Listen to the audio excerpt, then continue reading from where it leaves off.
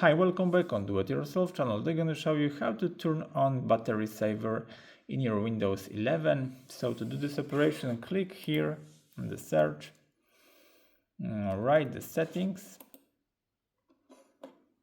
here, and there is a system. So click on the power and battery and scroll down, and there is a battery saver. As you see, extended battery life is limited, some notification background activity by turning on. Yep, so you can turn on just simply to do this. You can choose the automatically saver from the 10 or 20 or whatever option you choose. It will be turned on automatically, and you can on your lower screen brightness when using a battery saver. Yep.